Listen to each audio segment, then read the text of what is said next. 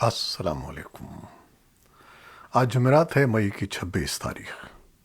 پاکستان میں اس وقت شام کے 7، بھارت میں 7:30، اور یہاں ہمارے اسٹوڈیوز کی گھڑیوں میں صبح کے 10 بج رہے ہیں۔ وائس آف امریکہ واشنگٹن کی اردو سروس سے میں ہوں خالد حمید، خبروں کے ایک بلٹن کے ساتھ۔ پاکستان کے وزیر اعظم شہباز شریف نے اسمبلیاں تحلیل کر کے قبل از وقت انتخابات کے لیے تحریک انصاف کے چیئرمین عمران خان کو پارلیمان میں مذاکرات کی پیشکش کر دی ہے۔ قومی اسمبلی میں اظہار خیال کرتے ہوئے انہوں نے کہا کہ اگر بات الیکشن کی ہے تو پارلیمان میں بات کریں، اور اس مقصد کے لیے وہ کمیٹی بنانے کو بھی تیار ہیں۔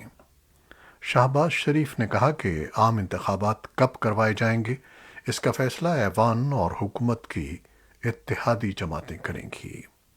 ان کا کہنا تھا کہ اسمبلیاں تحلیل کر کے انتخابات قبل از وقت کرانے سے متعلق ڈکٹیشن نہیں لیں گے۔ قبل ازیں سپریم کورٹ آف پاکستان نے پی ٹی آئی کے چیئرمین عمران خان کے خلاف وفاقی حکومت کی جانب سے دائر کی گئی توہین عدالت کی درخواست نمٹا تھی۔ عدالت کا کہنا تھا کہ جو کچھ کل ہوا وہ آج ختم ہو چکا ہے۔ عدالت انتظامیہ کے اختیارات استعمال نہیں کرتی۔ چیف جسٹس عمر عطا بندیال نے ریمارکس دیے کہ عوام کے تحفظ کے لیے عدالت ہر وقت دستیاب ہے۔ عوام کے تحفظ کے لیے ہی چھاپے مارنے سے روکا تھا۔ عدالت چھاپے مارنے کے خلاف اپنا حکم برقرار رکھے گی۔ چیف جسٹس آف پاکستان کی سربراہی میں 5 رکنی لارجر بینچ نے درخواست کی سماعت کی۔ سپریم کورٹ نے عمران خان کے خلاف کارروائی کی حکومتی درخواست نمٹاتے ہوئے ہدایت کی کہ حکومت کل والے عدالتی حکم کو مد نظر رکھتے ہوئے اپنا کام خود کرے۔ چیف جسٹس نے کہا کہ فی الحال یہ کیس نمٹا رہے ہیں کہ راستے کھل چکے ہیں۔ عدالت نے ضروری سمجھا تو کیس بحال کر دے گی۔ سیاسی درجہ حرارت زیادہ ہے، مداخلت کرنا درست نہیں ہوگا۔ ادھر پاکستان تحریک انصاف کا حقیقی آزادی مارچ اسلام آباد کے ڈی چوک پہنچنے سے پہلے ہی اختتام پذیر ہو گیا ہے۔ چیئرمین پی ٹی آئی نے حکومت کو الٹیمیٹم دیا ہے کہ اگر اس نے 6 روز میں نئے انتخابات کی تاریخ کا اعلان نہ کیا تو وہ دوبارہ اسلام آباد کی جانب مارچ کریں گے۔ بھارت کے زیر انتظام کشمیر کی پولیس نے قوم پرست رہنما اور جموں و کشمیر لبریشن فرنٹ کے چیئرمین محمد یاسین ملک کے دارالحکومت سری نگر میں واقع گھر کے باہر بھارت مخالف نعرے لگانے اور پتھراؤ کے الزام میں 10 افراد کو گرفتار کر لیا ہے۔ اس سے پہلے پولیس نے وادی کشمیر کے مختلف علاقوں سے 2 درجن سے زائد افراد کو امتناعی حراست میں لیا تھا۔ اس دوران یاسین ملک کو بدھ کے روز نئی دہلی کی ایک خصوصی عدالت کی طرف سے ٹیرر فنڈنگ کے ایک معاملے میں عمر قید کی سزا سنانے کے بعد بھارتی دارالحکومت میں واقع تہاڑ جیل کے سیل نمبر 7 کے ایک ہائی سیکیورٹی وارڈ میں منتقل کر دیا گیا ہے۔ ادھر سری نگر کے کئی علاقوں میں جمعرات کو لگاتار دوسرے دن یاسین ملک سے اظہار یکجہتی کے لیے دکانیں اور دوسرے کاروباری ادارے بند ہیں، تاہم سڑکوں پر گاڑیوں کی آمد و رفت معمول کے مطابق جاری ہے۔ مسلم اکثریتی وادی کشمیر میں، جسے علیحدگی پسند تحریک کا گڑھ سمجھا جاتا ہے، اگرچہ مجموعی طور پر امن ہے، لیکن تناؤ کے بیچ علاقے میں حفاظتی انتظامات بڑھا دیے گئے ہیں۔ یاسین ملک کو عمر قید کی سزا سنانے پر پاکستان اور کشمیری جماعتوں نے شدید رد عمل ظاہر کرتے ہوئے اسے انصاف کے تقاضوں کے منافی قرار دیا ہے۔ تاہم بھارت کی حکمراں بھارتیہ جنتا پارٹی نے اس کا خیر مقدم کیا ہے۔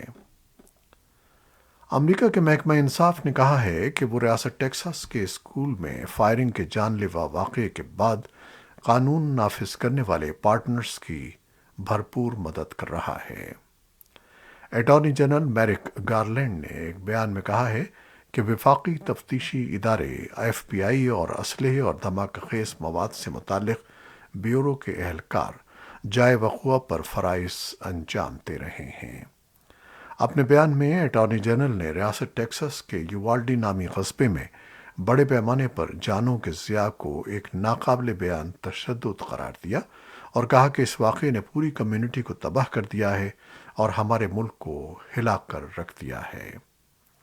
ایوان نمائندگان کی اسپیکر نینسی پلوسی نے فائرنگ کے واقعے پر گہرے دکھ کا اظہار کرتے ہوئے کہا کہ پورے ملک میں محض چند دنوں میں بڑے پیمانے پر فائرنگ کے ناقابل فہم واقعات کے باعث غم و غصہ پایا جاتا ہے۔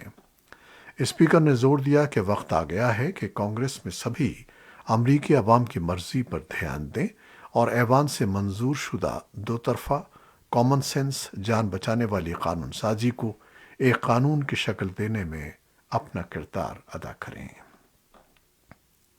امریکہ میں اسلحہ خریدنے والوں کے لیے زیادہ سخت بیک گراؤنڈ چیک کے اطلاق کے لیے کانگریس میں ووٹنگ متوقع ہے۔ وائس آف امریکہ کی نمائندہ کیتھرین جپسن کی رپورٹ کے مطابق ٹیکساس کے اسکول میں شوٹنگ کے واقعے کے بعد امریکہ میں گن کنٹرول کی بحث پھر سے شروع ہو گئی ہے، تاہم اس حوالے سے کسی بڑی تبدیلی کے امکانات کم ہیں۔ صدر جو بائیڈن نے امریکی کانگریس پر زور دیا ہے کہ وہ نئے قواعد و ضوابط کو منظور کرانے کے لیے قانون سازی کریں، جبکہ کانگریس پر حکمراں جماعت ڈیموکریٹ کو واضح اکثریت حاصل نہیں ہے۔ پیو ریسرچ سینٹر کے گزشتہ سال کے اعداد و شمار بتاتے ہیں کہ کم از کم 50% امریکی گن وائلنس کو ایک بڑا مسئلہ سمجھتے ہیں، جبکہ دونوں بڑی سیاسی جماعتوں کے اکثر ارکان بھی اس کے حق میں ہیں کہ پرائیویٹ دکانداروں اور گن شوز سے اسلحہ خریدنے والوں کا بیک گراؤنڈ چیک کیا جانا چاہیے۔ امریکی ریاست ٹیکساس کے گورنر گریگ ایبٹ کا کہنا ہے کہ امریکی مسلح نوجوان نے جس نے 19 بچوں اور 2 بالغوں کو ہلاک کیا، وقت سے پہلے سوشل نیٹ ورک پر ایک پرائیویٹ پیغام میں یہ متنبہ کیا تھا کہ وہ ایک ایلیمنٹری اسکول میں شوٹنگ کرنے والا ہے۔ ایبٹ نے بتایا کہ 18 سالہ سیلویڈور راموس کو ہائی اسکول سے نکال دیا گیا تھا۔ گورنر نے الزام لگایا کہ راموس کے کچھ ذہنی مسائل بھی تھے، جس نے ٹیکساس کے ایک چھوٹے شہر یووالڈی کے راب اسکول میں حملہ کیا، جو اس وقت ختم ہوا جب امریکی بارڈر پیٹرول کے ایک اہلکار نے گولی مار کر راموس کو ہلاک کر دیا۔ لیکن ایبٹ نے کہا کہ عہدیداروں کو راموس کے بارے میں کوئی ایسے شواہد نہیں ملے کہ اس کے خلاف ذہنی صحت کے خدشات رجسٹر کیے گئے ہوں۔ حالانکہ اخباری اطلاعات کے مطابق راموس نے کئی مواقع پر یووالڈی کی سڑکوں پر بی بی گن سے لوگوں پر فائر کیے اور گاڑیوں پر انڈے پھینکے۔ اسکول میں شوٹنگ سے پہلے راموس نے اپنی دادی کو گولی مار کر شدید زخمی کر دیا، جو ہسپتال میں نازک حالت میں ہیں۔ اس کے شناساؤں کا کہنا تھا کہ وہ ناراض تھا کہ اسے اسکول سے نکال دیا گیا اور وہ اپنی تعلیم مکمل نہیں کر سکا، جبکہ اس کے ساتھ ہی اس ہفتے گریجویٹ ہو رہے تھے۔ امریکی سیاست میں گن کنٹرول اور اس کی فروخت سب سے متنازع مسئلہ ہے، اور گورنر ایبٹ کی نیوز کانفرنس بھی اسی بارے میں تھی۔ امریکہ کے صدر جو بائیڈن نے بدھ کے روز کہا کہ وہ اور ان کی اہلیہ جل بائیڈن آئندہ دنوں میں ٹیکساس کا دورہ کریں گی۔ صدر کا کہنا تھا کہ ایک 18 سالہ نوجوان کا ہتھیار خریدنا انتہائی غلط فعل ہے۔ بائیڈن نے گنز پر نئی حدود مقرر کرنے پر زور دیتے ہوئے کہا کہ اس بارے میں موجودہ دوسری ترمیم کافی نہیں ہے۔ امریکی وزیر خارجہ اینٹنی بلنکن جمعرات کے روز چین کے بارے میں ایک بڑی پالیسی تقریر میں آئندہ عشرے میں اہم نوعیت کے انفراسٹرکچر میں سرمایہ کاری کر کے اور سپلائی چین کے سلسلے کو بڑھانے اور غیر متوقع بحرانوں کو روکنے کے لیے اتحادیوں کے ساتھ مل کر کام کر کے چین کے ساتھ مسابقت میں برتری حاصل کرنے کے لیے بائیڈن حکومت کی حکمت عملی کا خاکہ پیش کریں گے۔ ان کی تقریر کا مرکزی خیال سرمایہ کاری، اتحاد اور مسابقت ہوگا۔ یوکرین کے شہر کیف کے میئر ویتالی کلچکو نے روس کے ساتھ اس جنگ کے پیش نظر جسے انہوں نے بے مقصد اور بے حسی پر مبنی قرار دیا، کہا کہ اس وقت یوکرین میں دنیا کی آزادیوں کے لیے ایک کلیدی حیثیت رکھتا ہے۔ ورلڈ اکنامک فورم کے ڈیووس میں ہونے والے اجلاس میں انہوں نے کہا کہ یوکرین ایک پرامن ملک ہے جس کے کسی کے خلاف کوئی جارحانہ آزار نہیں، اور یوکرین کے لوگ یورپی برادری کا حصہ بننا چاہتے ہیں اور حقوق انسانی، آزادی اظہار اور زندگی کے لیے جمہوری معیاروں کو ترجیح دیتے ہیں۔ انہوں نے کہا کہ روسی حکومت پھر سے سوویت یونین قائم کرنا چاہتی ہے اور یوکرین پر قبضے سے رکنا نہیں چاہتی۔ ان کا کہنا تھا کہ ہم صرف اپنے خاندان اور اپنے بچوں کا ہی تحفظ نہیں کر رہے، بلکہ ہم آپ کا بھی تحفظ کر رہے ہیں کیونکہ ہماری اقدار مشترکہ ہیں۔ میئر نے کہا کہ روس اسی حد تک جائے گا جہاں تک اسے جانے دیا جائے گا۔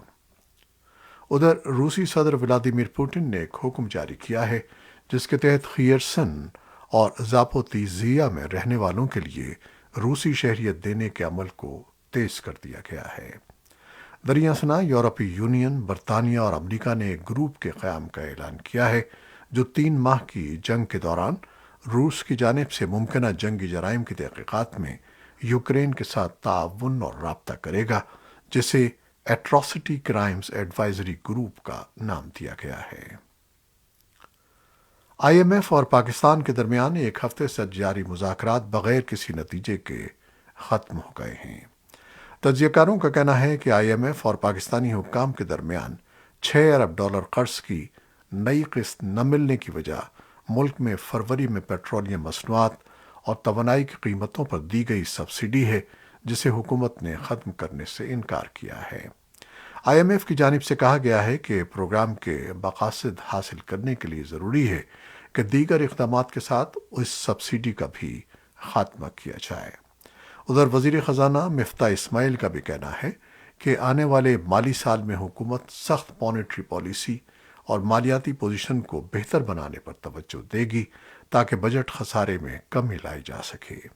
تاہم انہوں نے واضح نہیں کیا کہ کیا حکومت آنے والے دنوں میں تیل پر دی جانے والی سبسڈیز کا خاتمہ کرے گی یا نہیں۔